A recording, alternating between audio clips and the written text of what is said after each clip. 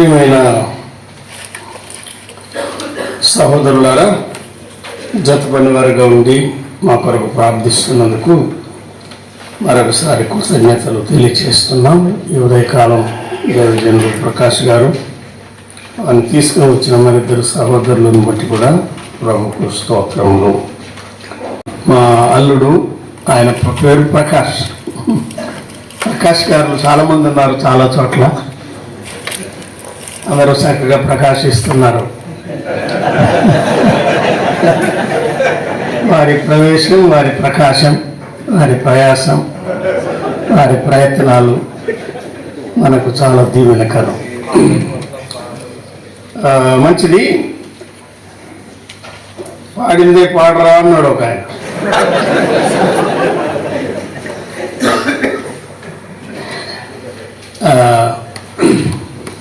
ఉదయకాలం brother salmon గారు Ezra గ్రంథం 8వ అధ్యాయం మొదటి నుండి చివరి వరకు ఏమి విడిచిపెట్టకుండా చెప్పారు. అదే మళ్ళా పాడాలి.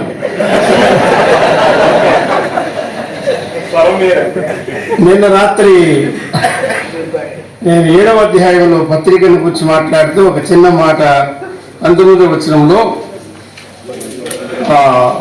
ఎజ్రాకు ఇవ్వబడిన ఉపకరణాలు, ఆ విషయము రేపు ప్రభుత్వమైతే ధ్యానం చేద్దాం అనుకున్నాం. దేవుని దాసులు కనికరిస్తారేమో, 8వ అధ్యాయం విడిచిపెడతారేమో అనుకున్నాను.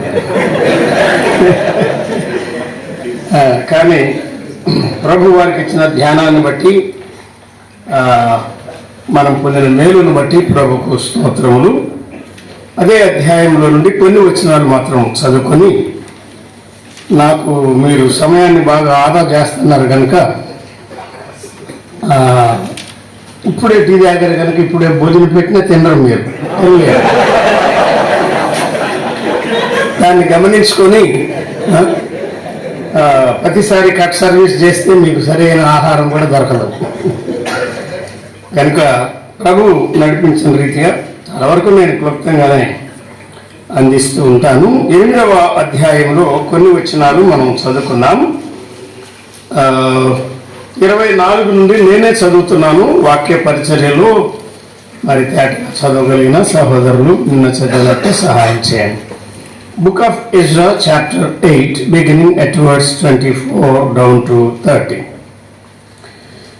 నేను యాజకులలో నుండి ప్రధానులైన 12 మందిని, అనగా షేరేబ్యాను, హషబ్యాను, వీరి బంధువులలో 10 మందిని ఏర్పరచి ఆ దేవుని మందిరమును ప్రతిష్ఠించుట విషయములో రాజును, అతని మంత్రులను, అధిపతులను, అక్కడ ఉన్న ఇశ్రాయేలులందరూ ప్రతిష్ఠించిన వెండి బంగారములను ఉపకరణములను తూచి వారికి అప్పగించి 1300 మణుగుల వెండిని, 200 మణుగుల వెండి ఉపకరణములను, 200 మణుగుల బంగారమును, 7000 తులములు గల 20 బంగారపు గిన్నెలను, బంగారమంత వెలగల పరిశుద్ధమైన 2 రాగి పాత్రలను తూచి వారి చేతికి అప్పగించి, మీరు యెహోవాకు ప్రతిష్ఠింపబడిన వారు, పాత్రలను ప్రతిష్ఠితములైనవి.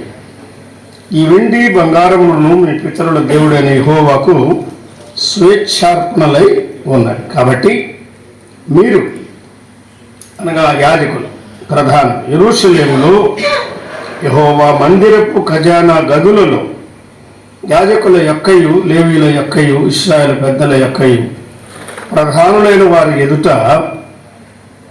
వాటిని తూచి అప్పగించు వరకు వాటిని భద్రముగా ఉంచుడని వారితో చెప్పింది. కాబట్టి యాజకులను, లేవీయులను వాటి ఎత్తు ఎంతో తెలుసుకొని యెరూషలేములో ఉన్న మన దేవుని మందిరమునకు కొనిపోటకై ఆ వెండి బంగారములను, పాత్రలను తీసుకొనది.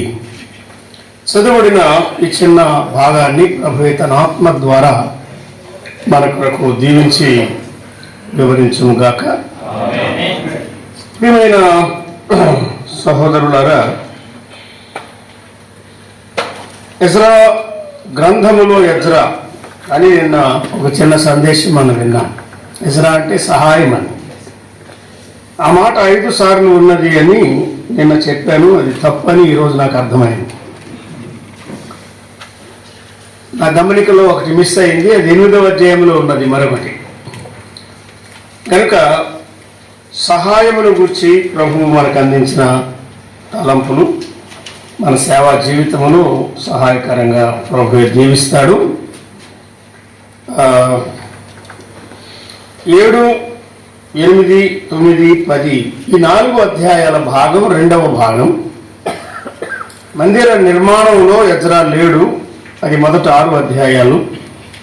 మందిర నిర్వహణలో ఎజ్రా పంపబడ్డాడు, ప్రయోజనకరంగా వాడబడ్డాడని మనం జ్ఞాపకం చేసుకున్నాం. ఆయన పుట్టి పెరిగిన విధానం, దైవ గ్రంథములో ఆయన సాధించిన ప్రవీణత, రాజు దగ్గర ఆయన చేసిన మనవి, ఆయనకి ఇవ్వబడిన పత్రిక, రాజైన అర్థశాస్త్ర అందించిన పత్రిక, అవి మనం జ్ఞాపకం చేసుకున్నాం. యెరూషలేముకు చేరకముందే, ప్రయాణం ప్రారంభించకముందే ఆయన ప్రభువుకు చెల్లించిన స్తుతి 7వ అధ్యాయం చివరి 2 వచనాల్లో చెప్పారు. ఈ ఉదయకాలం మనం 8వ అధ్యాయంలో ప్రభువు చిత్త ప్రకారంగా ఆయన తయారు చేసిన ఆ నాయకుడు, ఆయనతో బయలుదేరి వచ్చిన పెద్దలు, వారిని గూర్చి ఆ సంఖ్య మొదటి 14 వచనాల్లో దేవుని దాసులు మనకు వివరించారు. ఎజ్రా వారితో ఉన్న పెద్దలు. 15వ వచనం ప్రారంభించి దాదాపుగా 22 వరకు ఉన్న వచనాల లోపల పరిచారకులు ఉన్నారు, లేవీయులు. అంటే అక్కడ ఎజ్రాతో బయలుదేరి వచ్చిన వారు అప్పటికి లేవీయులు లేరు, పరిచారకులు లేరని ఆయన గుర్తించారు. సంగతులు చాలా చక్కగా గమనించేవాడు ఎజ్రా. అందరూ ఉన్నారులే మనం పోదాం అని తొందరపడేవాడు కాదు. తాను జాగ్రత్తగా చూడగా పరిచారకులు లేరు అని అర్థమైంది. మందిరం ఉన్నది, జెరుబ్బాబెలు యేషువ దినాల్లో కట్టబడిన మందిరం. వారిని తీసుకొని రాకపోతే ఈ సేవలో పరిచారకులు ఉన్నారు. మందిరం ఉన్న పరిచారకులు లేని మందిరం ఎంత వెలితిగా ఉంటుందో ఆలోచన చేయ. ఆనాడు ఈనాడు కూడా జీవము గల దేవుని సంఘం, దానిలో పరిచారకులు కావాలి, చాలా రకాల పరిచారకులు కావాలి. ఎజ్రా ఒక్కడే అన్ని చేయగలను అని భావించిన వాడు కాదు, చేసేవాడు కాదు. ఆయనతో పాటు వారు 3 దినములు అక్కడ గుడారాల్లో ఉండి, ప్రయాణం ప్రారంభించక ముందు 3 దినాలు ఉన్నారు, ప్రయాణము ముగించిన తర్వాత కూడా 3 దినాలు ఉన్నారన్నారు. 15వ వచనం ప్రకారం ప్రయాణం ప్రారంభించక ముందు 3 దినాలు ఉన్నారు. 32 చదవండి, అక్కడేమన్నాడు? మేము యెరూషలేమునకు వచ్చి, నేను కాదు మేము అంటున్నాడు. కనుక అందరూ కలిసి మేము యెరూషలేముకు వచ్చి 3 దినములు మళ్ళా అక్కడ ప్రయాణం ముగించిన తర్వాత కూడా వెంటనే పరిచర్య ప్రారంభించలేదు. మళ్ళా 3 దినాలు మేము ఉన్నాం అని ఆయన చెప్తున్నారు. ప్రభు పనులు ఇటువంటి సమయాన్ని తీసుకోవడం చాలా అవసరం. అది మనం మర్చిపోతాం కొన్నిసార్లు. అంతా రెడీ అయ్యాం అంటే వెళ్ళిపోవాలనుకుంటాం. అపోస్తుల కార్యముల గ్రంథం 16వ అధ్యాయం. ఐరోపాలో సేవ ప్రారంభంలో కూడా పౌలు ఇదే మాదిరి మనకు చూపిస్తున్నాడు. చదవండి 16వ అధ్యాయం 12వ వచనం. మాసిదోనియా దేశంలో ఆ ఫిలిప్పైకి వచ్చామన్నారు కదా, ఆ ప్రాంతములకు అది ముఖ్య పట్టణమును, రోమిల కాలనీ, రోమన్ కాలనీ ప్రవాస స్థానమునై ఉన్నది. మేము కొన్ని దినములు ఆ పట్టణములో ఉంటుంది అన్న. ఇంకా సువార్త ప్రకటించలేదు, ఏ కూడిక జరిగించలేదు. కానీ వారు ఏం చేస్తున్నారు? ఫిలిప్పై చేరిన తర్వాత కొన్ని దినాలు అక్కడ ఉన్నాం అన్నాడు. ఎందుకున్నారు? వివరాలు రాయలేదు. ప్రభువా, ఈ కొత్త ఖండానికి వచ్చాం, కొత్త ప్రదేశానికి వచ్చాం, ఇక్కడ మాకు తెలిసిన వారు ఎవరు లేరు, మేము ఎక్కడికి వెళ్ళాలి, నీ చిత్తం ఏమిటి, నీ ఆలోచన ఏమిటి, మమ్మల్ని నడిపించు, ఆత్మలు ఎక్కడ ఉన్నవో అక్కడికి నడిపించు, సువార్త అవసరం ఎక్కడ ఉన్నదో అక్కడికి మమ్మను నడిపించు అని వారు అక్కడ చేరిన తర్వాత ప్రభు సన్నిధిలో ఆయన నడిపింపు కొరకు, ఆయన ఆలోచన కొరకు కనిపెడుతున్నారు అని దాని భావం. మనం కూడా ఎక్కడికి వెళ్ళినా సాధారణంగా బస్ దిగిన వెంటనే సిద్ధపడండి బ్రదర్, మీటింగ్ ఉంది, వాక్యం చెప్పాలంటారు. ట్రైన్ దిగిన వెంటనే అదే జరుగుతూ ఉంటుంది. సరే, అప్పటికే సిద్ధపడి ఉండాలి మనం. కానీ మామూలుగా మనం సిద్ధపడ్డము, వెంటనే మీటింగ్స్ చేయడము, వాటన్నిటికంటే కూడా ప్రభు పనిలో we need timely guidance of the lord. ఆ సమయానికి దేవుని ఆత్మ మనలను ఎలా నడిపిస్తాడో ఆయన నడిపింపు కొరకు ప్రభు సన్నిధిలో కనిపెట్టడం ముఖ్యం. మనం సిద్ధపడిన వర్తమానం కాదు, ప్రభు ఉపయోగిస్తాడు. కానీ వారు కొన్ని దినాలు ఉన్నాము అని చెప్తున్నారు. ఎజ్రా 8లో ప్రయాణానికి ముందు 3 దినాలు గుడారాల్లో ఉన్నారు. అలా ఉండడం ద్వారా ఏం జరిగింది? ఎవరు వచ్చారు, ఎవరు లేరు తెలిసింది. వారిని రప్పించడానికి వారు ఏర్పాట్లు చేశారు కదా. వారందరినీ రప్పించారు. ఎవరెవరిని అక్కడ సమకూర్చారు మనం చూస్తే, ఆ వచ్చిన వారిలో పెద్దలు ఉన్నారు అన్నాడు 16వ వచనం. ఎజ్రా 8:16 చూడండి, చదవండి. ఈయన శాస్త్రిగా ఉన్నాడు, యాజకుడిగా ఉన్నాడు, నాయకుడిగా ఉన్నాడు, బోధకుడిగా ఉన్నాడు, దేవుని వాక్యాన్ని చక్కగా ఎరిగిన వాడుగా, అందించగలవాడుగా ఉన్నాడు, ఆరాధకుడుగా ఉన్నాడు, ప్రార్థనాపరుడుగా ఉన్నాడు. ఆయన జీవితంలో కొన్ని దశలు మనం జ్ఞాపకం చేసుకున్నాం. ప్రభువు పనికి అన్ని విధాల సిద్ధపరచబడిన పాత్రగా ఉన్నాడు ఆయన. సన్నద్ధం, అదే ఇంగ్లీష్లో ఒక మాట ఉన్నది, అది మనకి ఎందుకో తెలుగులో బైబిల్లో రాలేదు. ఏ రెడీ స్క్రైబ్. ఎజ్రా గ్రంథం ఇంగ్లీష్లో చదివేవారు ఈ మాట గుర్తుపెట్టుకోగలరు కదా. Ezra was not an unready scribe, a ready scribe. అతడు సిద్ధముగా ఉన్న శాస్త్రి, సిద్ధముగా ఉన్న యాజకుడు, సిద్ధముగా ఉన్న పరిచారకుడు, సిద్ధముగా ఉన్న నాయకుడు, సిద్ధముగా ఉన్న ఉపదేశకుడు, సిద్ధముగా ఉన్నాడు ఆయన. ఆ ప్రార్థనాపరుడు, భక్తిపరుడు సిద్ధంగా ఉన్నాడు. ఏ రెడీ స్క్రైబ్. ప్రభు పనిలో నీవు నేను కూడా ఎప్పటికప్పుడు సిద్ధంగా ఉండాలి. తిమోతి పత్రికలో అదే చెప్పాడు కదా. కనీసం 2వ పత్రిక 2వ అధ్యాయంలో చెప్పాడు, 3వ అధ్యాయంలో కూడా చెప్పాడు. దైవజనుడు సన్నద్ధుడు కావాలంటే అతన్ని సన్నద్ధునిగా చేసేది దైవావేశం వలన కలిగిన వాక్యమే అని చెప్పారు. 2వ అధ్యాయంలో యజమానులు వాడుకోవడానికి ప్రతి సత్కార్యమునకు పూర్ణముగా సిద్ధపరచబడిన పాత్ర, ఏ వెసల్ థరలీ ఫర్నిష్డ్. మనం ప్రభు పనికి థరోగా ఉండడం అవసరం. ఇంకా మనం తరోగా లేము. నీవు కూడా ఎప్పటికప్పుడు ప్రభు ద్వారా పూర్తిగా సిద్ధపరచబడిన వారం కావాలి. ప్రభు ఉపయోగిస్తాడు. ఆ సమయానికి ఆత్మ నడిపింపు మనకు కావాలి, ఆత్మ స్వాతంత్రం మనకు కావాలి, ఆత్మ నింపుదల మనకు కావాలి, ఆత్మ ఇచ్చే సూచనలు మనకు కావాలి. మన ప్రార్థన ప్రభు అంగీకరిస్తాడు, మన సిద్ధపాటు ప్రభు అంగీకరిస్తాడు. అయినను ప్రతి సత్కార్యము కొరకై మనం ఎలాగో సిద్ధపడి ఉండాలో చెప్తున్నాడు. పౌలు సిద్ధంగా ఉన్నవాడు కదా.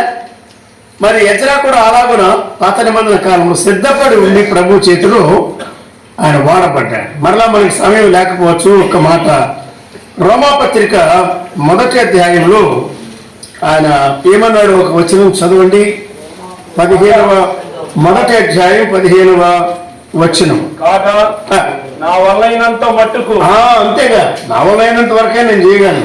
రోమాలోని 6 అడుగులు ఎత్తి మీరు పెరగాలంటే నేను ఇప్పుడు ఎట్లా పెరగలను? అసలు అది అవసరమా? నాకు ఎత్తు లేదు కనుక పేటేస్తా ఉంటారు కింద. నేను చెప్తా ఉంటా, వెంకటరత్నం గారు, ప్రకాష్ గారు ఇటువంటి ఎత్తర్లు ఎదిగినంత ఎత్తుగా నేను ఎదగలేదయ్యా,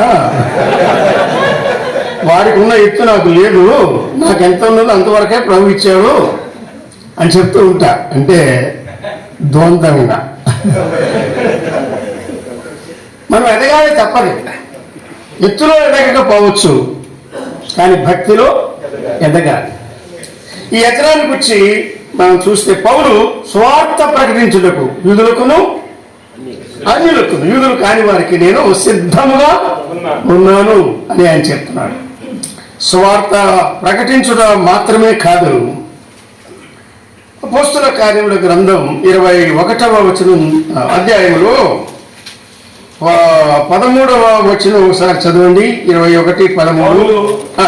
ఇదెందుకు మీరు ఏడ్చి నా గుండె అంటే చేస్తుందరే, ఆయనకు ప్రాణాపాయం ఉన్నది అని ఒక ఆయన చెప్తా ఉంటే దాదాపుగా అక్కడ ఉన్న విశ్వాసులందరూ కూడా కంట నీళ్ళు పెట్టుకున్నారు. మరి దుఃఖమే కదా. కానీ ఆయన ఏమంటాడు, ఇదెందుకయ్యా, మీరెందుకు ఏడ్చి నా గుండె బద్దలు చేస్తారు? నేను రెడీగా ఉన్నాను. దేనికి? తప్పించుకుని వెళ్ళిపోవడానికి కాదు. ఆయన ఏమంటాడు చూడండి 13లో, నేనైతే ప్రభు అయిన యేసు నామము నిమిత్తము యెరూషలేములో మాత్రమే గాక I'm ready to be bound, బంధించబడడానికి సిద్ధమే, చనిపోవుటకు సిద్ధముగా ఉన్నా. ఆ వచనం చదవగలం కానీ ఎంతమందిని చెప్పగలం? మరణాన్ని తప్పించుకోవడానికి మనం ఎన్ని ప్రయత్నాలు చేస్తూ ఉంటాం. తప్పదు కదా, ప్రభు పిలిచినప్పుడు మనం వెళ్ళిపోవాలి. కానీ థింక్ ఆఫ్ విత్ రెడీనెస్, పనికి కావలసిన సిద్ధపాటు ఉన్నది, ప్రార్థనాపూర్వకమైన సిద్ధపాటు ఉన్నది, లేఖనాలతో కూడిన సిద్ధపాటు ఉన్నది, దేవుని ఆత్మ ద్వారా శిక్షణ పొంది సిద్ధపాటు ఉన్నది. నేను చనిపోవటకును సిద్ధంగా ఉన్నాను. అలాగే పౌలుతో కూడా జతపని వారు ఉన్నట్టుగా మనం గమనిస్తున్నాం. తెస్సలోని పత్రిక 1వ అధ్యాయం 2వ పత్రిక, తెస్సలోని మొదటి పత్రిక 2వ అధ్యాయంలో 8వ వచనం చదవండి. 8వ వచనం, మీరు మాకు బహుప్రియులై ఉంటేది, సంఘస్థులు మనకు ఎలా ఉండాలి? మీరు మాకు బహుప్రియులై ఉంటుంది కనుక మీ యందు విశేష అపేక్ష గలవారమై దేవుని సువార్తను మాత్రము గాక. చూడండి ఆయన సిద్ధపాటు.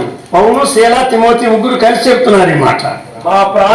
Readiness not only to give you gospel, అవసరమైతే మా ప్రాణమును కూడా మీకు ఇచ్చుటకు సిద్ధపడి ఉంటుంది అన్నాడు.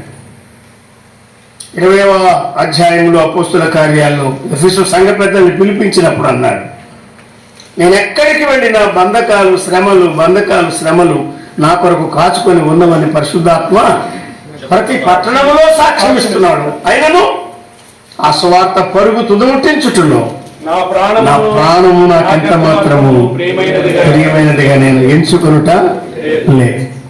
తాను రాసిన చివరి పత్రికలో చెప్తున్నాను, I'm ready to B poured now as a drink offering. అంటే పానార్పణగా ప్రభు సేవలో, నేను ప్రేమించిన ప్రభు పనిలో పానార్పణగా పోయబడ్డానికి. ఈ క్షణం కనిపిస్తాను, తర్వాత క్షణం కనబడను. ప్రభు దగ్గరికి వెళ్ళిపోవడానికి నేను సిద్ధంగా ఉన్నాను. ఎజ్రా ఎవరు? సిద్ధముగా ఉన్న శాస్త్రి, సిద్ధముగా ఉన్న యాజకుడు, సిద్ధముగా ఉన్న నాయకుడు, సిద్ధముగా ఉన్న సేవకుడు, సిద్ధముగా ఉన్న పరిచారకుడు కావాలి ప్రభువుకు. ఆ కాలంలో వారు ఎలాగ పనిచేశారో మనం గమనిస్తున్నాం. ఎజ్రా పెద్దలు మొదటి 14 వచనాలు. ఎజ్రా పెద్దలు, ఆ పెద్దలలో కొందరు 90 గురించి అక్కడ చెప్పాడు, పేర్లు వారిగా చెప్పాడు. ఎజ్రా గ్రంథం 8వ అధ్యాయం 16. తర్వాత అదే వచనంలో ఇంకెవరున్నారు? ఉపదేశకులకు అని రాస్తున్నాడు. యోయారీబు,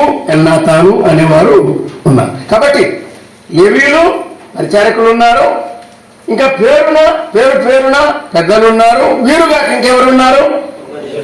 ఉపదేశకులు, కొన్ని ప్రసంగికులు అనుకుందాం మనం. అదంటే ఒకే రకంగా రావాలనుకుంటే ఉపదేశకులు, ప్రసంగికులు ఉన్నారు. కనుక కట్టబడిన మందిరాల్లో ఎజ్రా ఒక్కడే కాదు, దేవుని పిల్లలకు సేవ చేయడానికి పరిచారకులా ఉన్నారు, పెద్దలా ఉన్నారు, ప్రసంగికులా ఉన్నారు, ఉపదేశకులైన వారు ఉన్నారు అని చెప్తున్నాడు. ఈ మందిరములో వారి యొక్క ప్రయోజనం ఏమిటో మనం చదువుకుంటే చూడండి, అక్కడ ఉన్నవారిలో 18వ వచనం, 8వ అధ్యాయం 18వ వచనం. దేవుని కరుణాహస్తము మాకు తోడుగా ఉన్నందున వారు ప్రజ్ఞావంతుడైన ఒక షెరేబ్యాను తీసుకుని వచ్చారు. ఆయన కుమారులను సహోదరులను 18 మంది పైన తమ్మండుగురు గాక పెద్దలున్నారు, ప్రసంగికులు లేక ఉపదేశకులు ఉన్నారు, పరిచారకులు లేవీలు వస్తున్నారు.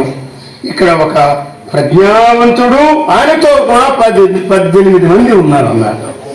మీరందరూ ఏం చేస్తున్నారు? కట్టబడిన మందిరంలో ప్రభు పని చేస్తున్నారు. సంఘాలు వన్ మ్యాన్ మినిస్ట్రీ కాదు. ఎక్కువ మంది ప్రభు పనిలో ప్రయాసపడేవారు, ప్రజ్ఞావంతులు తయారు కావాలి. ప్రవీణుడైన ఎజ్రా, ప్రజ్ఞావంతులైన సహోదరులు, పరిచారకులు, వారందరూ కలిసి సేవ చేస్తున్నారు. ఎందుకు వస్తున్నారు వారు? విహారయాత్ర కాదు, బబులోను నుండి యెరూషలేముకు ప్రభు పని నిమిత్తం వారు వస్తున్నారు. కనుక వారందరినీ తోడుకొని వచ్చాను అని ఆయన చెప్తున్నాడు. 18వ వచనం చివరి మాట కూడా చదివా.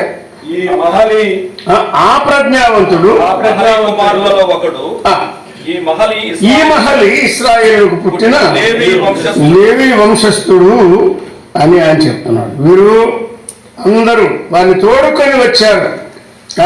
ఎవరెవరు వచ్చారు? ఎంతమంది వచ్చారు? 20 మంది వచ్చారు అని మళ్ళా రాస్తున్నారు. 18 మంది వచ్చారని చెప్తున్నాడు. పైన 9 పెద్దలు ఉన్నట్టుగా చెప్పారు. వీరందరూ కలిసి ప్రయాణం చేయబోతున్నారు.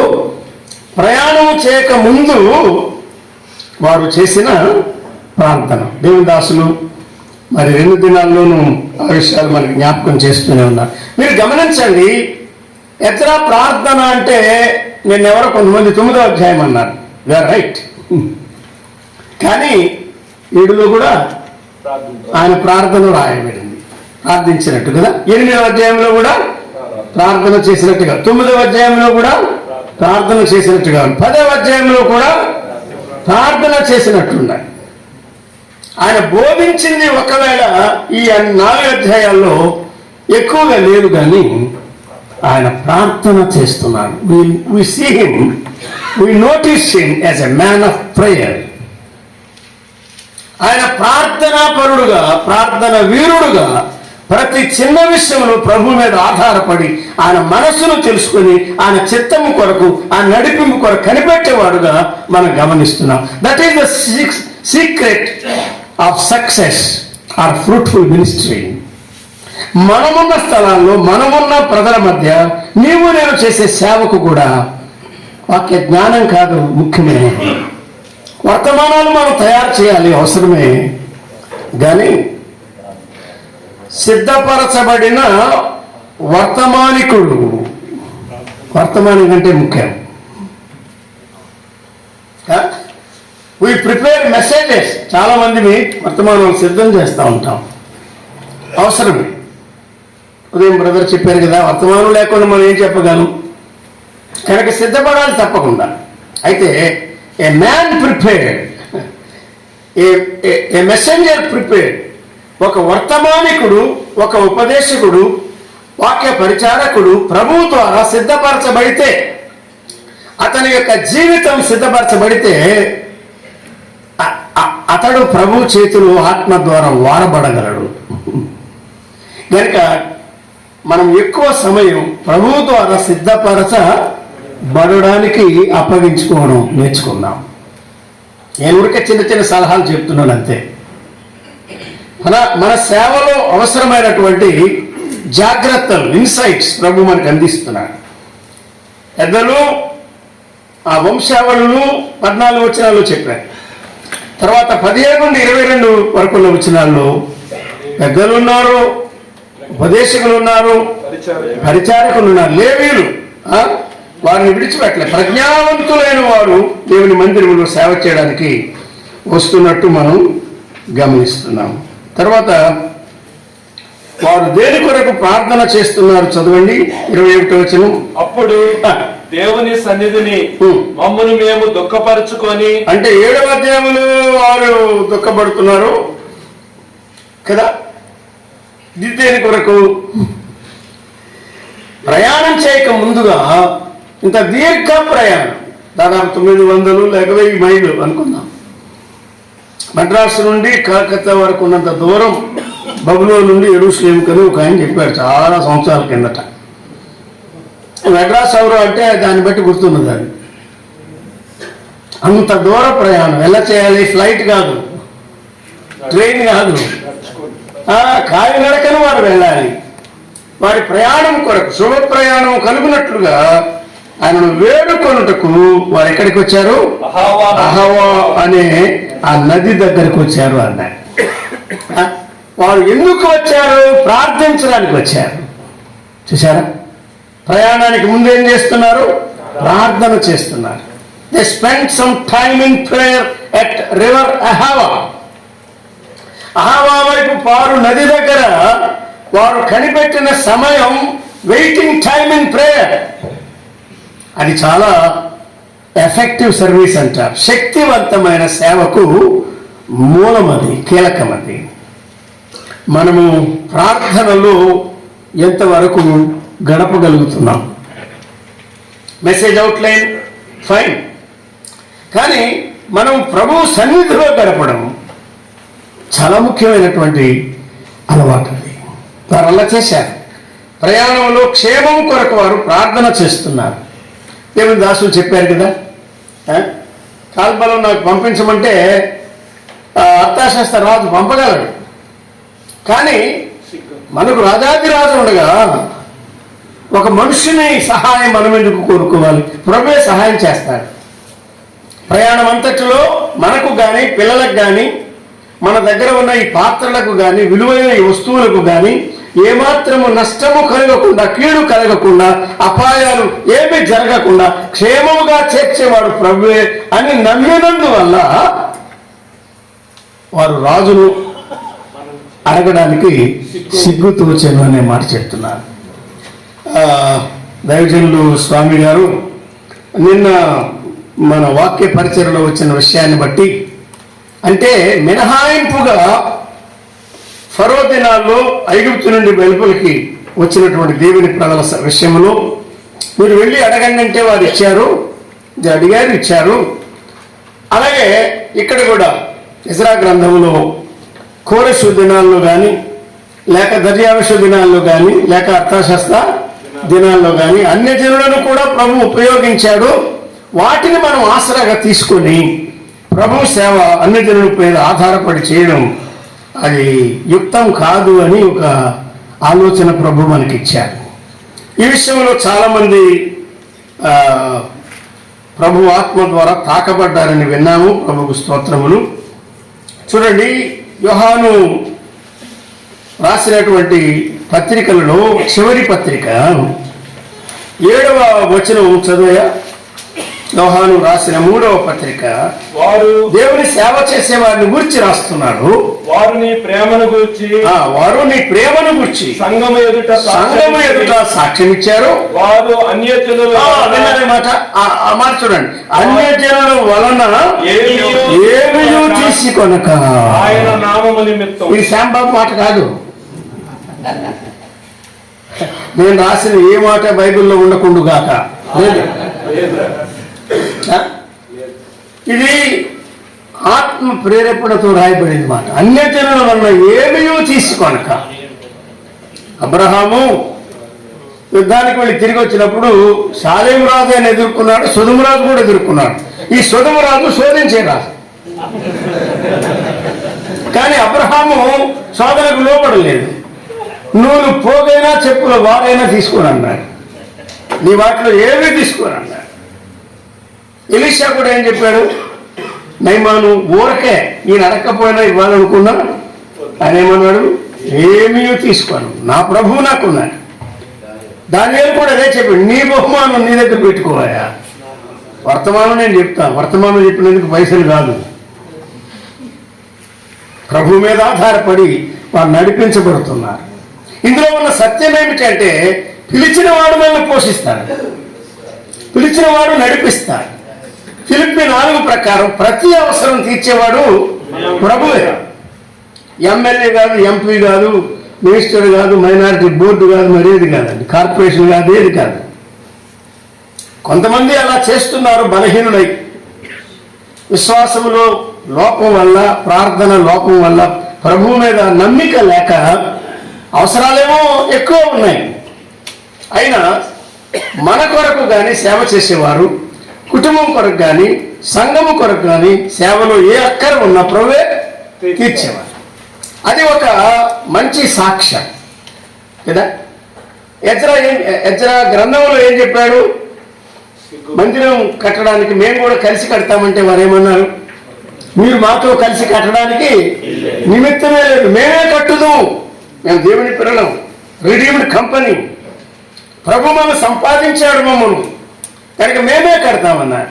నేర్యాలో కూడా వారు ప్రభు పని ప్రభు మీద ఆధారపడి చేశారు తప్ప అన్ని దేవుడు సహాయం, అసలు మిక్సెడ్ గ్యాదరింగ్ కానీ వారి సహాయం కానీ వారు కోరలేదు.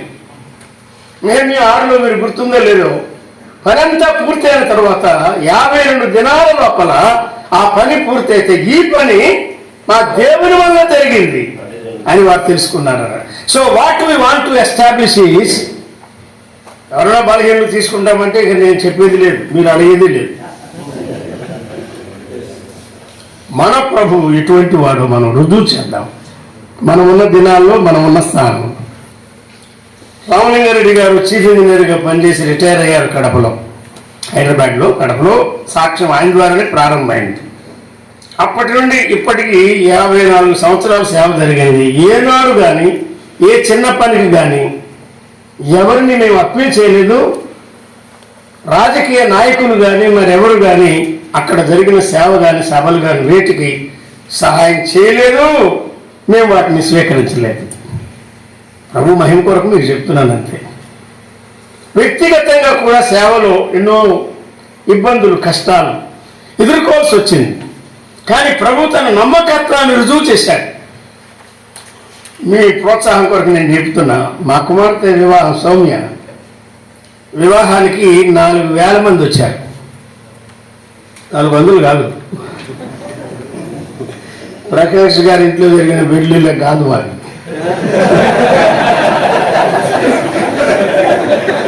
నేనేమనుకున్నానంటే మా దగ్గర సామర్థ్యం లేదు మనకు తెలుసు కనుక అసలు భోజన సమయం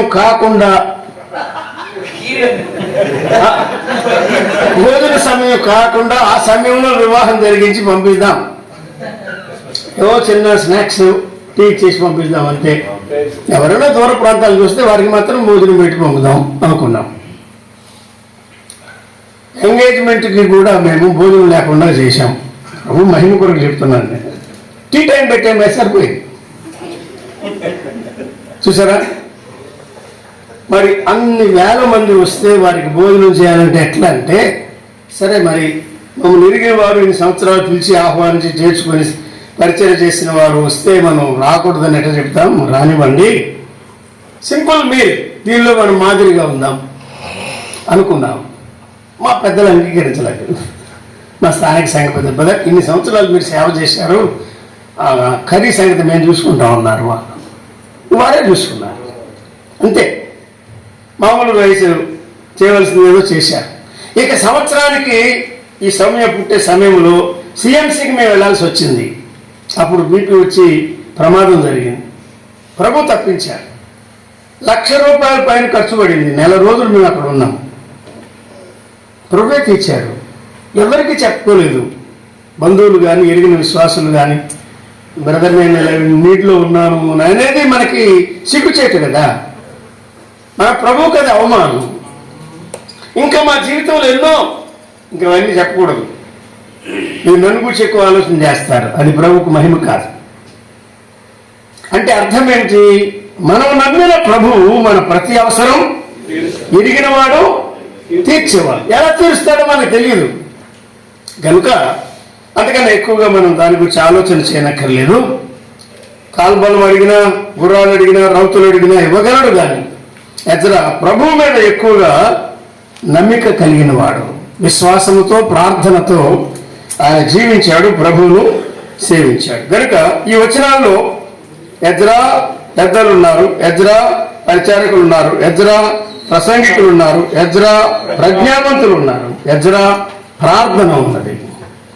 చలా వారు ఆ సమాజం అంతా చేసిన ప్రార్థన. తర్వాత ఒక ముఖ్యమైన విషయం, అసలు ఎజ్రా 8 అనగానే అధ్యాయం అంతట్లో ముఖ్యమైన విషయం ఏది అంటే వారి చేతికి అప్పగింపబడిన పాత్రలు. వస్తువులు అనండి, ఆ మీద మాట్లాడుకున్నాం కనుక పాత్రలు అన్నాం. ఏం బ్రదర్ తప్పు ఏం కనుక ఓకే. పాత్ర అసలు బైబిల్లో కూడా ఆ పాత్రలు అనే మాట కూడా చెప్పాడు ఆయన. అవునా? ఏమేం పాత్రలు అక్కడ వివరాలు ఉన్నాయి, మీరే చూసుకోండి. ఈ పాత్రలన్నీ వినండి, ఎజ్రాకు అప్పగించబడిన పాత్రలు. ఎందుకు? ఈ మొత్తము సమాజం అంతటికి ప్రయాణమై రాబోతున్న గ్రూప్ అంతటికి లీడర్ ఎవరు? ఎజ్రా. ఎజ్రాకు అప్పగించబడిన పాత్రలు నంబర్ 1. అవి యాజకులకు అప్పగించబడిన పాత్రలు నంబర్ 2. ఆ యాజకుల్లో 12 మందికి ఆయన అప్పగించాడు. ఇప్పుడు చదవండి 24 వచనం. కనుక నేను యాజకులలో నుండి ప్రధానులైన 12 మందిని అనగా షేరేబ్యాను, అషబ్యాను వీరి బంధువులలో. ఈ షేరేబ్యా ఎవరో ముఖ్యుడిగా కనబడుతున్నాడండి. షేరేబ్యా, అషబ్యా ఆ ఇద్దరితో పాటు 10 మంది మా దేవుని మందిరమును ప్రతిష్ఠించుట విషయములో రాజు, మంత్రులు, అధిపతులు అక్కడ ఉన్న అందరూ ప్రతిష్ఠించిన పాత్రలు, వెండి, బంగారము, ఉపకరణములను తూచి వారికి అప్పగించాను అన్న. తూచి తూచి తూచి తూచి ఒక్కొక్క పాత్ర, ఒక్కొక్క లోహము తూచి తూచి ఈ 12 మందికి అప్పగించారు. ఎజ్రాకు అప్పగించబడిన పాత్రలు, యాజకులకు అప్పగించబడిన పాత్రలు. ఎజ్రా యాజకులకు అప్పగించారు. ఈ యాజకులు మళ్ళీ ఎవరికి అప్పగించాలి? 3. 2 అయిపోయిందిగా 3. మూడోది ఏమంటాడంటే 29 కదా. కాబట్టి మీరు యెరూషలేములో యెహోవా మందిరపు ఖజానా గదులలో యెరూషలేములో చేరిన తర్వాత ఆ మందిరపు గదులలో యాజకుల యొక్కయు, లేవీయుల యొక్కయు, ఇశ్రాయేలు పెద్దల యొక్కయు, అక్కడ కూడా ప్రధానులు ఉన్నారు కదా. ఆ ప్రధానులు ఎదుట వాటిని నేను మీకు వేటిని అప్పగిస్తున్నాను, వాటిని మీరేం చేయాలి? అక్కడ మళ్ళా తూచి తూచి అప్పగించాలి అంటున్నాడు. ఇవి తూకంగా ఉన్న మాటలు, వెయిటీ వర్డ్స్, వెయిటీ థాట్స్. ఇవి నేను చెప్తున్నాను కాదు. ప్రభు పని విషయంలో, ప్రతి చిన్న విషయము, ప్రతి చిన్న వస్తువు విషయంలో మనం ఎంత జాగ్రత్తగా ఉండాలో మనకు అర్థమవుతుంది. అక్కడ చూస్తే ఏం జరగాలి? ఎజ్రా చూసి అప్పగించినప్పుడు ఎంత వెయిట్ ఉందో అదే తూకానికి రావాలి. ఆ యాజకులు అక్కడ అప్పగించు వరకు ఏం చేయాలన్నాడు? వాటిని భద్రముగా ఉంచండి అంటున్నాడు. Whatever has been committed to your trust, మిమ్మల్ని నమ్మి నీ చేతికి, నా చేతికి ప్రభు ఏదో అప్పగించాడు. సువార్త గాని, వాక్యము గాని, పరిచర్య గాని, సంఘము గాని, మరేది గాని అక్కడ యెరూషలేములో అక్కడ అప్పగించు వరకు. అప్పగించింది ఇక్కడ, ఎక్కడ? బబులోను. మళ్ళా అప్పగించాల్సింది చివరిగా ఎక్కడ? యెరూషలేము. ఈ బబులోనుకు యెరూషలేముకు మధ్య ఏమున్నది? అరణ్యం ఉన్నది. ఈ ప్రయాణం అంతటిలో ఆల్ త్రూ విల్డర్నెస్ వీరేం చేయాలి? ఈ అప్పగించబడిన వాటన్నిటి విషయంలో బాధ్యత వహించాలి, భద్రంగా ఉండాలి, ఏది పోగొట్టకూడదు. అర్థమైందా? మీటింగ్లకి ఎన్ని తెచ్చారు? సప్లైస్ ఇన్ని పలానా పాత్ర లిస్టులు అప్పుడు రాసుకున్నారు కదా. మీటింగ్లు అయిపోయినాయి, మళ్ళీ సప్లైస్ అవి తీసుకుపోవడానికి వెహికల్ వచ్చింది. లెక్క పెడితే ఏమవుతుంది? కొన్ని స్పూన్లు మిస్సింగ్ బ్రదర్, కొన్ని బకెట్లు మిస్సింగ్ బ్రదర్, కొన్ని బ్లాంకెట్స్ మిస్సింగ్ బ్రదర్, మిస్సింగ్. సంఘాల్లో కొంతమంది లెక్కలు అప్పగిస్తూ ఉంటారు. అందులో నాకు అస్సలు ఇష్టంగా ఒక్క లైన్ ఏంటంటే మిస్లేనియస్.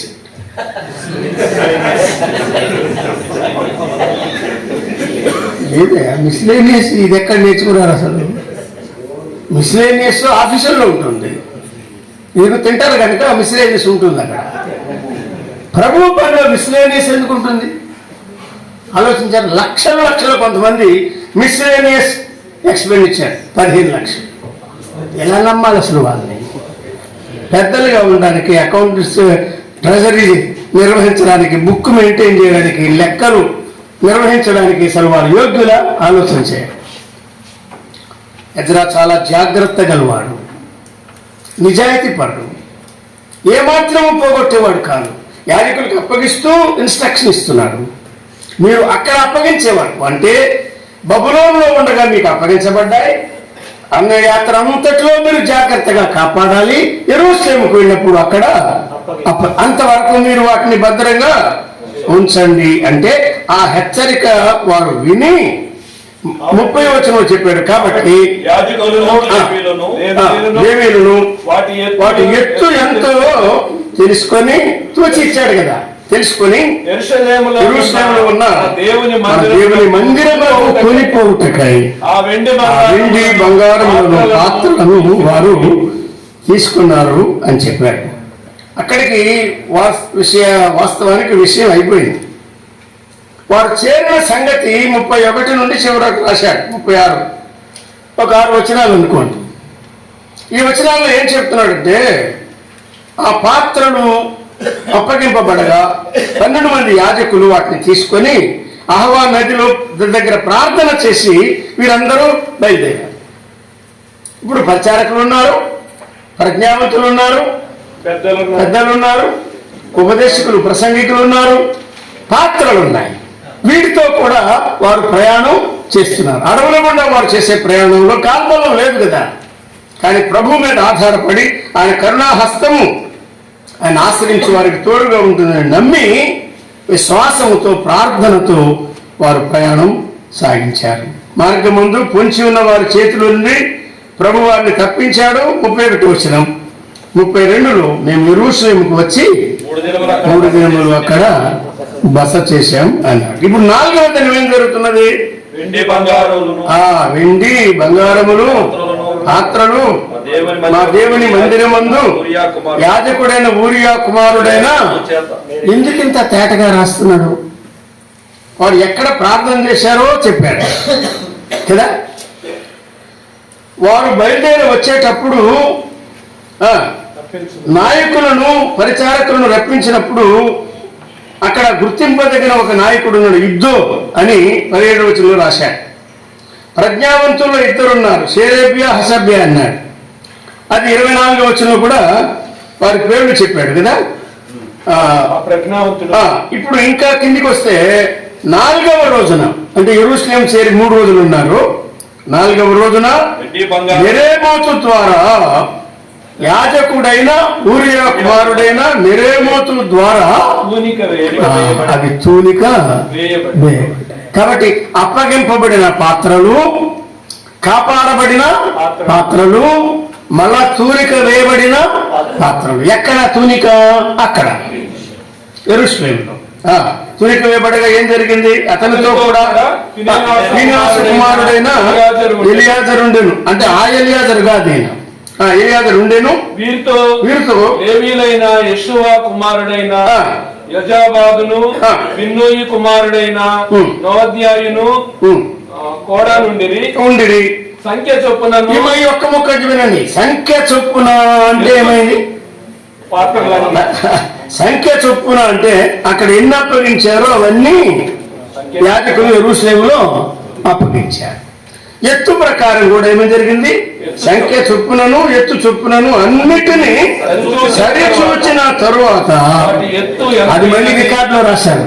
చూసారా?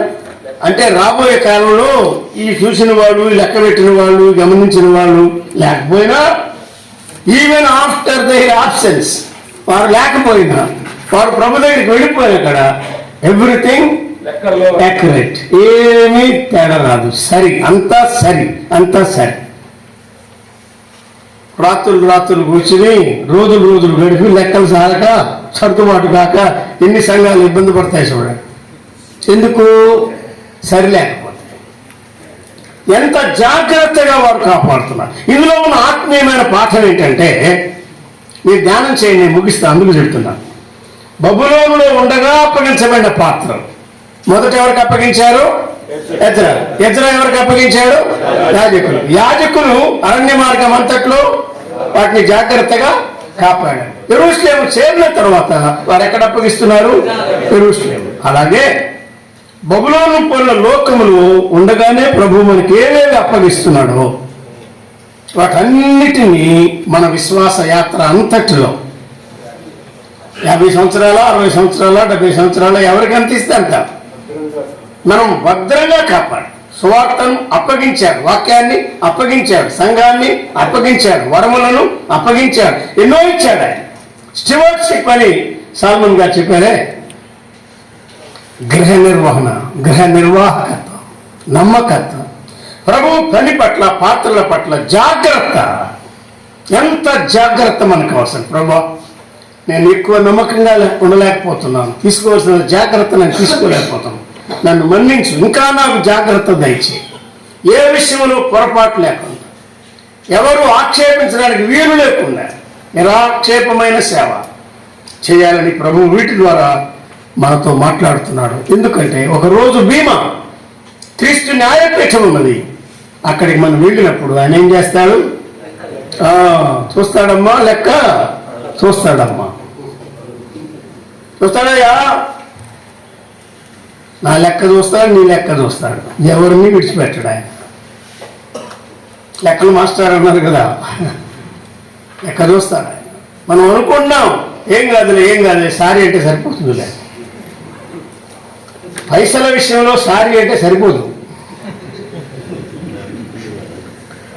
అప్పగించిన వాటిని తిరిగి అప్పగించే విషయంలో సారీ అంటే సరిపోదు. సర్దుకునేది కాదు ఇది. ఖచ్చితంగా, నమ్మకంగా, జాగ్రత్తగా మనం హ్యాండిల్ చేయాలి, వాటిని కాపాడాలి. Keep them, preserve them. ఇక బైబిల్లో ఎన్నో మాటలు ఉన్నాయి వాటిని గురించి కదా. ఆయన మనకేమేమి అప్పగించాడో చెప్పాడు.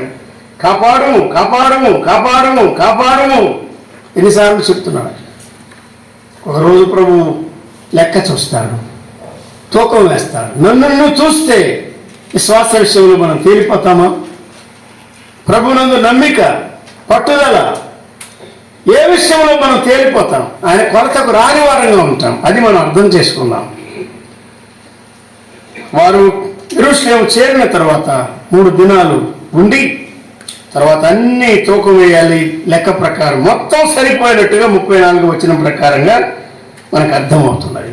అంత రికార్డు రెడీగా ఉంది. వారు రాసిరి అని చెప్పాడు. చదువయ్యా 35, 36 కూడా. మరియు చెరలోనికి కొనిపోబడిన వారు, అంటే చెరలోకి వెళ్ళి అక్కడుండగా పుట్టిన వారు అన్నాడు. పుట్టి కూడా బహుశా ఆ కాలంలో పుట్టి ఉండవచ్చు, మనకి తేటగా తెలియదు. మందిరం కట్టబడిన 57 సంవత్సరాల తర్వాత ఆయన వస్తున్నాడు. బయలుదేరిన 4 నెలలకు వారు యెరూషలేముకు చేరుకున్నారు. అక్కడ ఉండగా పుట్టిన వారు, పుట్టి చెర నుండి విడుదల నుండి తిరిగి వచ్చిన వారు ఇశ్రాయేలుల దేవునికి దహన బలులు అర్పించిరి. వారు ప్రభువుకు ఆరాధన చెల్లిస్తున్నారు, బలులు అర్పిస్తున్నారు అన్నారు. ఈ పాత్రలు దేని కొరకు ఇవ్వబడ్డాయి అంటే 7:19 చెప్పాడు, నీ దేవుని మందిరపు సేవ కొరకు ఇవ్వబడ్డాయి. సంఘంలో సొమ్ము కొంతమంది వడ్డీ వ్యాపారం చేస్తున్నారని నేను విన్నాను. మరి ఆ పెద్దలు ఎవరు, అసలు వారిని పెద్దలుగా ఎవరు గుర్తించారు, ఎందుకు గుర్తించారో అర్థం కాదు. దేవుని పిల్లలు ఆరాధించి సేవ కొరకు అర్పించే సొమ్ము వడ్డీ వ్యాపారం చేస్తారా? అసలు వడ్డీ వ్యాపారం ఏమిటి? మనము ప్రాక్టికల్గా ఈ విషయాలు ఆలోచన చేయాలి. నేను ఇచ్చే ప్రసంగాలు కాదు, వర్తమానాలు కాదు అవసరమైంది. మన యథార్థత, మన జీవితాన్ని ప్రభువు చూస్తాడు. సంఘం ఎదురు కూడా నిరాక్షేపంగా మనం ప్రవర్తించవలసి ఉన్నాం. 8వ అధ్యాయంలో వారు అన్నీ తీసుకుని వచ్చిన తర్వాత దేవునికి బలులు అర్పించారు. ఇది మొదటిసారి యెరూషలేముకు వారు రావడం. అంతకుముందు వచ్చిన వారు వచ్చారు. ఈ ఎజ్రా నాయకత్వంలో వచ్చిన వారు ఆరాధన చేస్తున్నారు, దేవునికి బలులు అర్పించిరి. ఇశ్రాయేలు అందరి కొరకు దహన బలులతో పాటు వారేమర్పించారు చూడండి, 12 ఎడ్లను 96 పొట్టేళ్లను 77 గొర్రె పిల్లలను పాప పరిహారార్థ బలిగా 12 మేకపోతులను తెచ్చి అన్నిటినీ దహన బలిగా యెహోవాకు అర్పించిరి. అక్కడ ప్రధానులు 12 మందికి అప్పగించారు. ఎజ్రా 12 అనే సంఖ్య ఇశ్రాయేలు వారందరి ఐక్యతకు సూచనగా కదా. గోత్రాలన్నీ 12 గోత్రాలు. యూదా బెన్యామీను ఒక రాజ్యమైన, మిగతా ఎఫ్రాయిం అనే పేరుతో పిలువబడి 10 గోత్రాలు ఉన్నా వీరు అర్పించినప్పుడు 2 మేకపోతులు కాదు, 10 మేకపోతులు కాదు, 12. ఎందుకు? పాప పరిహారార్థ బలి. ఇన్ని సంవత్సరాలు పాపాన్ని బట్టే వారు చెరకెళ్ళారు. విడుదల పొంది తిరిగి వచ్చిన వెంటనే సిన్ ఆఫరింగ్ ఏం చేస్తున్నారంటే, మేమందరము అపరాధులమే అని పాప పరిహారార్థ బలిగా 12 మేకపోతులను వారు అర్పించారు అని మనం చదువుతున్నాం. ఏలియా కూడా బలిపీఠం కట్టినప్పుడు 12 రాళ్ళు తీసుకొని బలిపీఠం కట్టినట్టుగా రాజుల్లో చెప్తున్నాడు. తర్వాత లాస్ట్ థింగ్ 36 ఏమంటాడు? రాజు యొక్క నిర్ణయం పాప పరిహారార్థ బలి అర్పించారు. వారు ఆరాధన చేశారు, దాన బలి, పాప పరిహారార్థ బలి కూడా చేశారు. ఆ రాజు యొక్క నిర్ణయములను, రాజు యొక్క సేనాధిపతులకును నది యువతలో ఉన్న అధికారులకును అప్పగించిన తరువాత వీరు జనులకును దేవుని మందిరపు పనికి ఏం చేస్తున్నారు? సహాయం చేసి ప్రయాణం చేసి వచ్చారు, పాత్రలు తీసుకొని వచ్చి అప్పగించారు, చాలా పెద్ద పని చేశారు, చాలా బాధ్యత వహించారు. కాబట్టి రెస్ట్ తీసుకున్నారా? లేదండి. చేరిన వారు ఎజ్రా గాని, యాజకులు గాని, ఈ బోధకులు గాని, ఈ పెద్దలు గాని, ఈ ప్రజ్ఞావంతులు గాని, వీరందరూ ఏం చేస్తున్నారు? మందిరపు పనికి సహాయం చేస్తున్నారు. నీవు నేను రక్షింపబడ్డాం, ప్రభువు సంఘములో చేర్చబడ్డాం. చిన్న సంఘమే కావచ్చు, చిన్న స్థలమే కావచ్చు, కానీ నీకు నాకు ప్రభువు ఏది అప్పగిస్తున్నాడు దానిని ఈ బబులోను వంటి లోకములో ఉండగానే అప్పగిస్తున్నాడు. మన విశ్వాస యాత్ర అంతటిలో వాటిని జాగ్రత్తగా కాపాడి, ఒకరోజు ప్రభువు లెక్క చూస్తాడు, లెక్క అడుగుతాడు. ఒకరోజు అన్నీ తూకం వేస్తాడు, ఆయన త్రాసులో తోస్తాడు. మనం తక్కువ పడకుండా జాగ్రత్త కలిగి ఉందాం. మనం తగ్గించుకొని ప్రభు సన్నిధిలో పరీక్షించుకొని ఎజ్రా చేసినట్లుగా పవిత్రమైన సేవ, నిరాక్షేపమైన సేవ, లెక్కల ప్రకారం పద్ధతి ప్రకారమైన సేవ, నియమాలకు లోబడి అలాగ సేవ చేయడానికి ప్రభువే మనకు సహాయం చేయడం కాక.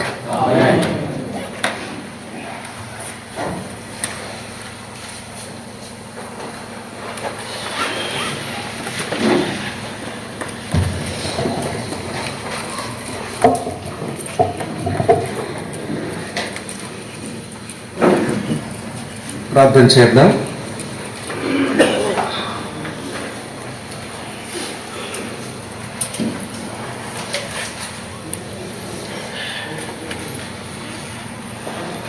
ప్రభు ఎంతో విస్తారంగా మనతో మాట్లాడడానికి ఇష్టపడుతున్నారు. ఆ తీరు చాలా ఆశ్చర్యాన్ని కలిగిస్తుంది. ఎన్నో లొసుగులతో లోపభూయిష్టమైన సేవా విధానాలతో కొట్టుకుపోతున్న నన్ను, నిన్ను, మనందరినీ ఆయన సరిచేయదలిచే తన దాసునికి ఈ ధ్యానం ఇచ్చి ఆ ధ్యానపు మాటలన్నీ మన వరకు చేరుస్తున్న ఆయన ప్రేమను ఒక్కసారి తలపోసుకొని అందరము సేవలో ఉన్నవారమే, ఎవరికి అప్పగించబడింది వారికి అప్పగించబడింది, అనుగ్రహించబడిన వాటి విషయమై ఎంతో అలక్ష్యంగా ఉండి అజాగ్రత్తగా ఉండి ఇప్పటికే అప్పగించబడిన వాటిని పాడు చేసిన సేవకులమని ఇంత విన్న తర్వాత కూడా పశ్చాత్తాపంతో ఒప్పుకోకపోతే, ప్రభు యొక్క కృపను మనం కోరుకోకపోతే, దైవజనుడు ఇంతసేపు నిలబడి చెప్పిన ఈ సందేశం అది నిరుపయోగమే కదా. ప్రభువా, నీ దాసును బలపరిచి మాతో మాట్లాడావు. 8వ అధ్యాయం నుంచి మరోసారి నీ వాక్యపు తలంపులను మాకు మీరు ప్రసాదించారు.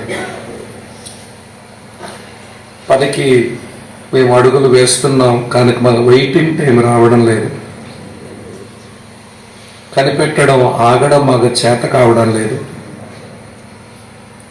పని ఎదురుగా కనబడుతుందని పనిలో పడుతున్నాం. నీ దగ్గర కూర్చోలేదు, నీ సన్నిధిని వెతకలేదు. ఆ కారణం చేతనే మా పని సమయము, మేము పనిలో వాడినటువంటి వనరులు సత్ఫలితాలు తీసుకురాకుండా చేస్తున్నాయి. ఇక్కడ కూర్చున్న మేమంతా ప్రభువా, ఎజ్రాతో పాటు ఉన్నవారు ఎలాగ ఆరంభంలో కనిపెట్టి వేచి ఉన్నారు, మళ్ళీ చేరుకున్నాక ఎలాగ వారు మళ్ళీ వెయిట్ చేసి ముందుకు వారి పనిని ముందు తీసుకుని వెళ్ళారు. మాకును ఆ వెయిటింగ్ టైం మాకు దయచేయవా. మేము సిద్ధపడిన నీ సేవకులను కాము. అంత చక్కని సిద్ధపాటు మా యొక్క జీవితాల్లో కనబడడం లేదు. ప్రసంగాలకు వాక్యాన్ని సిద్ధం చేస్తున్నాం, కానీ నీ పాదాల దగ్గర కూర్చొని మేము సిద్ధపడడం లేదు. దేవా, నీ దాసుని ద్వారా ఎంత స్పష్టంగా మీరు మాతో మాట్లాడారు. వర్తమానం కంటే వర్తమానికుడే ప్రాముఖ్యమన్నాం. మేము వర్తమానికులుగా మా జీవితంలో నీ పని మీద మేము లక్ష్య పెట్టక, మేము చెప్పవలసిన వర్తమానాల మీద మనసు పెట్టి బ్రతికేస్తున్నాం. దౌర్భాగ్యులు అనుకుంటున్నాం. మమ్మల్ని కనికరించండి. అప్పగించబడిన వాటిని తూచి ఆయన యాజకులకు అప్పగిస్తే, యాత్ర అంతట్లో కూడా వారంతా భద్రంగా దాన్ని కాపాడి మళ్ళీ తూచి యెరూషలేములో అప్పగించబడిన ఆ సంగతిని నీ దాసుని ద్వారా మాతో చెప్పారు.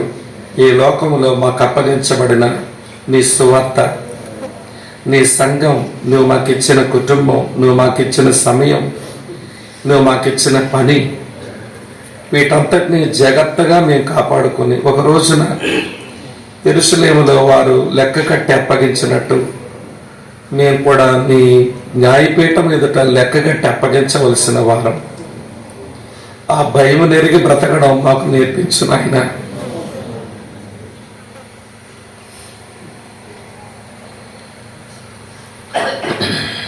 నీ న్యాయపీఠం ముందు ఏమైపోతాము?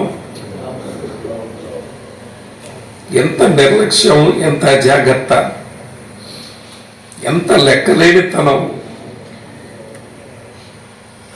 మా బ్రతుకులకు ఎందుకు అంటుకుందో మాకు అర్థం కావడం లేదు. మీరు మాకు సహాయం చేయాలి అని వేడుకుందాం. ప్రియులారా, వేడుకుందాం.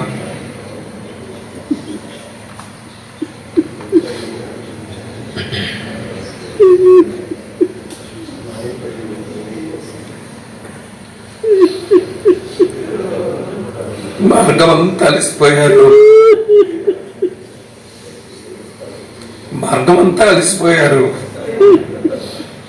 అప్పగించినవన్నీ తిరిగి అప్పగించారు. వెంటనే పనిలో పడ్డారు. ఈ రోజున మేము అట్లా పనిలో చురుకుతనం లేక మాకు చాలా విశ్రాంతి సమయాలు కావాలి.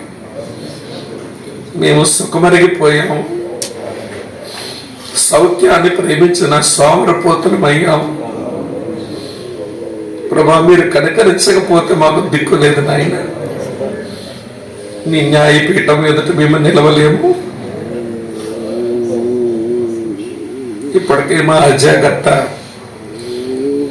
ఇప్పటికే మా యొక్క నిర్లక్ష్య వైఖరి దానివల్ల మా సేవలో, మా కుటుంబాలలో, మా సంఘంలో చాలా పరిస్థితులు మా చేతులు దాటిపోయాయి. ఇప్పుడు మాకు ఈ విషయాలన్నీ తెలుస్తున్నాయి. ప్రభువా, మీరు కనుకరించి చక్కబరచండి. నువ్వు సమస్తమును చక్కగా చేయగల దేవుడు కదా. మీ చేతుల్లో పడుతున్నాం. మమ్మల్ని మోల్డ్ చేయండి, షేప్ చేయండి, మమ్మల్ని చెక్కండి బాబు, మమ్మల్ని రూపాంతరపరచండి, రూపుదిద్దండి.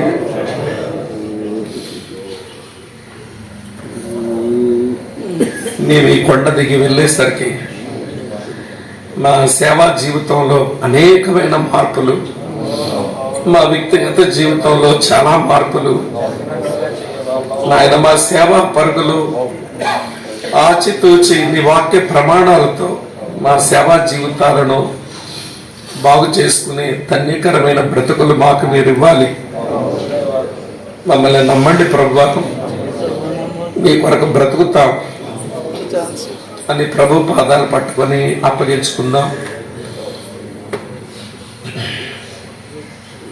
ప్రభువా, మీకు మాటిస్తున్నాము, యోగ్యమైన వ్యక్తులుగా మీరు అప్పగించబడిన దాన్ని తిరిగి నమ్మకంగా అప్పగిస్తాము. మమ్మల్ని బలపరచండి, నీ కొరకు బ్రతుకుతాము అనే ఆశ ఉన్నవారు కూర్చుని ఉన్నాం కదా, లేచి నిలబడి అలాంటి ఆశ, ఆరాటం, ఆవేదన అది ఉంటే లేచి నిలబడి ప్రార్థన చేసుకుందాం. మనస్ఫూర్తిగా, హృదయపూర్వకంగా. ఇదేదో అలవాటు కాదు. మీరు నిలబడితే ఎవరు ఫోటోలు తీయరు. ఇది ఎవరినో మెప్పించడానికి కాదు. నువ్వు నిలబడ్డావు, నీ తీర్మానం దేవునికి తెలియచేయటం, నీ దృఢ నిశ్చయం దేవునికి తెలియచేయటమే తప్ప ఇది వేరొక పని కాదు అని అర్థం చేసుకుని డెడికేట్ చేసుకుందాం, పునఃప్రతిష్ఠ చేసుకుందాం.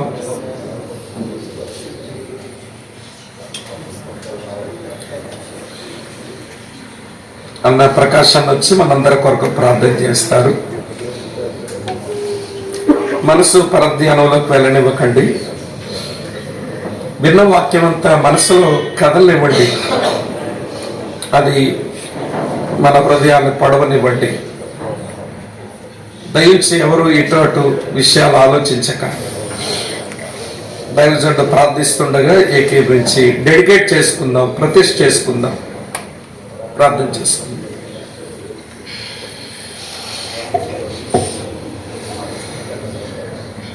ప్రభువా, ఎన్నోసార్లు మమ్మల్ని మీ సన్నిధికి రాణిస్తున్నాం. మాతో మాట్లాడడానికి పరి విధాలుగా మీరు ప్రయత్నం చేస్తూనే ఉన్నారు. మా ఒక్కొక్కరికి అవసరమైన మాట ఏదో అది మాకే ఇస్తున్నారు. మాకు తెలిసిపోతుంది, మాకు అర్థమవుతుంది.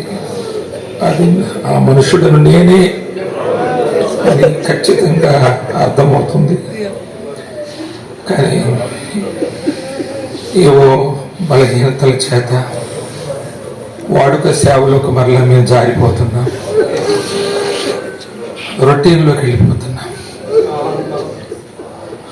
ఒక ఖచ్చితమైన నిర్ణయాత్మకమైన తీర్మానం చేయాలని ఉన్నా ప్రభు చేయనందువల్ల మళ్ళా మా పని మామూలు దారిలోనే చల్లా చెదురుగానే కొనసాగిపోతుంది. ప్రభువా, మేము సాటిస్ఫై అవుతున్నాం, వాళ్ళు సాటిస్ఫై చేస్తున్నాం. మేమెవరు నిన్ను సాటిస్ఫై చేయాలి.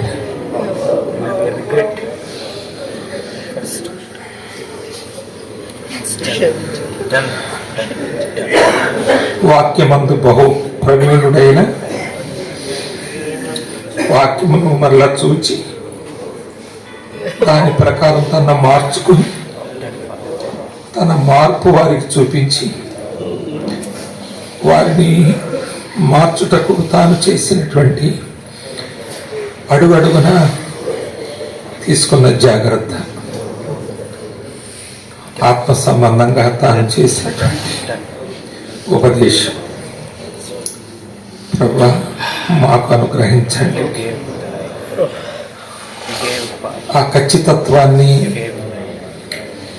మేము మా తీర్మానంలో మేము చేసుకోకపోతే ఆ విధంగా మేము షేర్ చేయబడం, తిరిగి వెళ్ళాక మేము ఏం చేస్తామో అది నువ్వు చూడాలి. వీరు ఆనాటి యజ్జరాలని మాకు పేరు పెట్టాలి. మేమందరం యజ్జర యొక్క ప్రతినిధులు కావాలి. ప్రభువా, అకౌంటబిలిటీ గురించి మాతో మాట్లాడుతున్నప్పుడు తూచి తూచి తూచి లెక్క చేసి ఆ లెక్క చొప్పున ఆ ఎత్తు చొప్పున మరలా మరలా మరలా మరలా ఎక్కడైనా తూకంలో 1 గ్రాము తేడా వస్తుందేమని చూచి అలాగున మా తీర్మానములు 1 గ్రాము కూడా తేడా రాకుండా మేము నెరవేర్చడానికి ప్రభువా 100 ఆటంకాలు మాకు వస్తాయి. కానీ ఒక్క దాంట్లో కూడా మేము సచ్చుబడిపోకుండా ఖచ్చితముగా లెక్క లెక్కే, తీర్మానం తీర్మానమే. మేము చేసిన తీర్మానం మా దేవునితో చేశాం.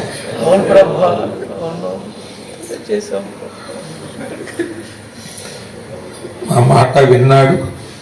మా మనసును చూసిన దేవుడికి మేము లెక్క అప్పగించాలంటే తప్పిపోకూడదని మేము సంపూర్ణ నిర్ణయంతో వెళ్ళడానికి ఆశ కలిగి ఉన్నాం. ప్రభువా, ఇది మా ఆశే, కానీ అది తీరడం లేదు. Seminar after seminar, conference after conference, meeting after meeting, ప్రభువా ప్రతిసారి ఇలాగే తీర్మానం చేస్తున్నాం. కానీ ప్రభువా మళ్ళా మేము మాట తప్పి ప్రభువా నిన్ను వెక్కిరించినట్టుగా, నీ వాక్యాన్ని వెక్కిరించినట్టుగా ఈ ప్రబోధాలన్నింటినీ కూడా మేము త్రోసివేసి మళ్ళా జీవిస్తే ఒకవేళ మా జీవితం ఈ కాన్ఫరెన్స్తో చివరి సమయం అయితే ఇంకొకటి బాగా లేకపోతే అయినా పర్వాలేదు, మేము ఇది మాకు చాలు, ఇంకోటి అవసరం లేదు మాకు అన్నంతగా మేము సిద్ధపడడానికి సహాయం చేయండి. దాసుల ప్రయాస, ప్రార్థన ప్రయత్నము, వ్యయ ప్రయాసలు ప్రభువా మీరు చెప్పారు వ్యర్థం కావు అని మేము విశ్వసించి మరి ఎక్కువ ఆసక్తి కలిగి ఉండమని చెప్పారు. అంతే, ఈసారి అదే ప్రయత్నపు ఫలమును మేము మా యందు మేము నిండారుగా సమృద్ధిగా ఫలించి నీ ఎదుట నిలుచుటకు బడా నమ్మకమైన మంచి దాసుడు ఒక్క మాట మాకు దొరకడానికి ఆశతో పనిచేయనట్లు సహాయం చేయండి, కృపనివ్వండి. ఈ దాసులు చాలా కాలం నుంచి మంచి వారు మంచి పరిచయం చేస్తున్నారు, ప్రయాసపడుతున్నారు. ప్రభువా ఈసారి ఒక నూతనత్వం ప్రతి వారిలో మీరు ప్రారంభమగినట్లు దాన్ని పుట్టించి పెంచి పరిచయం వర్గల్లా చేయమని ప్రతి వారికి మీ శుభములని చెప్పి క్రీస్తు ప్రభు ద్వారా ప్రార్థించున్నాను తండ్రి.